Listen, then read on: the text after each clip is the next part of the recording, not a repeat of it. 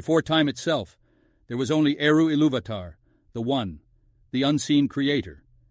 From his thought he called forth the Ainur, great spirits of immense power, and bade them weave the Ainulindalë, the great music of creation. Their voices shaped the vision of the world to come, a melody of harmony and wonder. Yet among them, Melkor, the mightiest, sought dominion. His discord clashed against the music, twisting it with his own will, seeking to reshape creation in his image. But Ilúvatar, greater than all, wove even this rebellion into his design.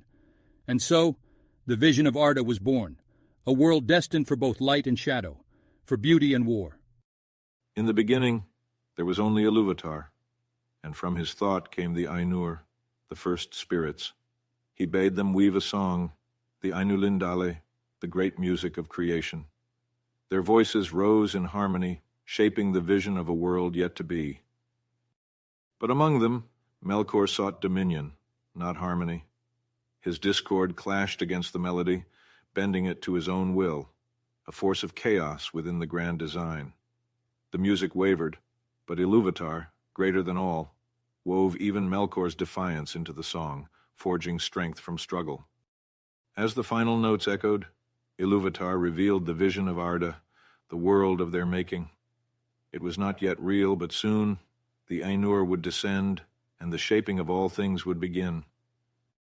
When the music had ended, Ilúvatar revealed his vision, a world yet unshaped, waiting to be made real.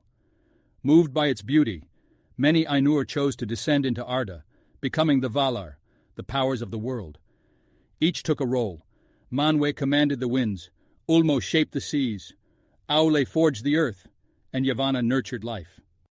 But Melkor, filled with envy, sought dominion over all. He descended not to build, but to rule, twisting the land before it was even formed. He raised mountains where there should be valleys, darkened waters meant to shine, and spread ruin where light should have flourished.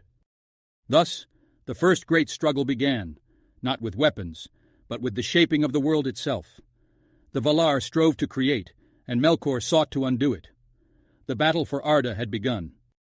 As the Valar shaped Arda, Melkor sought to undo their work. Where Aule raised mountains, Melkor sundered them. Where Yavanna wove forests, he sent fire and frost to destroy them. The world trembled beneath their struggle, the first war of creation. Manwë called upon the winds to drive back the darkness. Orome rode forth against Melkor's monstrous servants, and Ulmo sent tidal waves to cleanse the land. Yet for every act of creation, Melkor answered with destruction. The very bones of Arda bore the scars of their battle, reshaped by their endless struggle. But then came Tulkas, mightiest of the Valar, whose laughter shook the heavens. With unmatched strength, he cast Melkor down, and for the first time, the Dark One knew fear. He fled into the deep places of the world, but the wounds of his war remained, a warning of the darkness yet to come. With Melkor cast into the shadows, the Valar sought refuge in the west and built Valinor, a realm of undying light and peace. There, upon the green hill of Azelahar, Yavanna, the giver of life, sang a song of creation. From her melody, 2 radiant trees arose. Telperion the elder shone with silver light, cool and serene, while Lorelin the younger burned with golden fire, warm and full of life.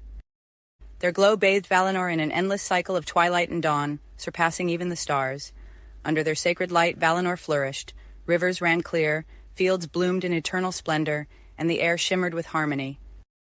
Yet beyond its golden shores, Melkor brooded. He gazed upon the light with envious eyes, for though he had twisted much, he could not create such beauty. The darkness had not been vanquished. It had merely been forced to wait. Beneath the sacred light of Telperion and Lorelin, I, Fëanor, greatest of the Noldor, wrought a wonder beyond all craft. From the essence of the 2 trees, I shaped the Silmarils, 3 perfect jewels, capturing their divine radiance within crystal form. Their light was pure and untouchable, a beauty unmatched even by the works of Aule. Even the Valar marveled, but I knew that such brilliance would stir desire. They were my heart, my soul, and I swore an unbreakable oath that none but my kin would ever lay claim to them. Yet even as I held them, I felt the weight of fate upon me. For beyond the blessed realm, Morgoth watched, his hunger growing. He did not seek them for their beauty, but for dominion, for the light he could not create, only steal. The Silmarils were my triumph, my legacy, but in them I had sealed the doom of my people. The first cracks of war had begun to form. Though cast down, Melkor was never truly defeated. In exile, his hatred grew, and he took a new name, Morgoth, the black foe of the world. From the far north he raised Angband, a fortress of iron and fire, and there he bred horrors beyond imagining. Orcs, once noble beings, were twisted into mockeries of life. His beasts of war, his servants of shadow, spread corruption.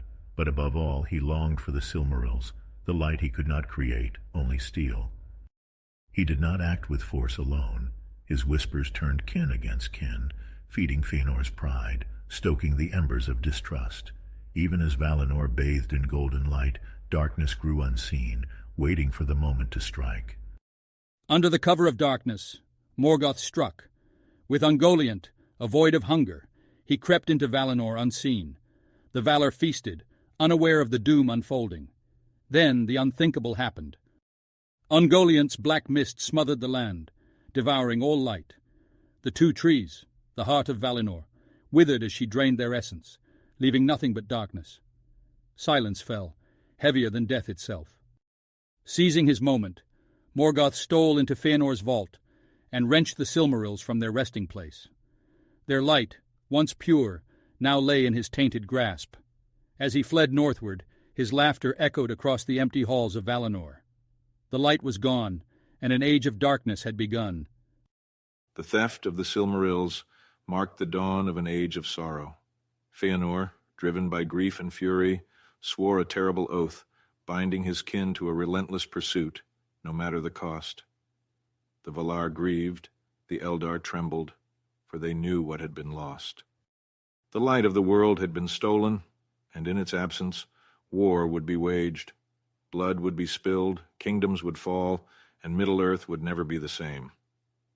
The fate of the First Age was set, and from this night forward, the struggle between light and shadow would shape all that was to come.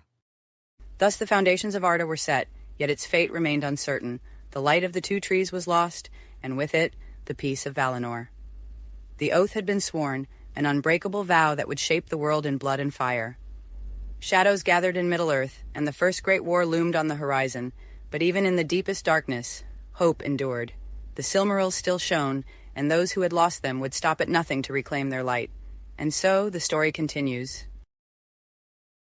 See you beyond the rings, and don't forget to subscribe.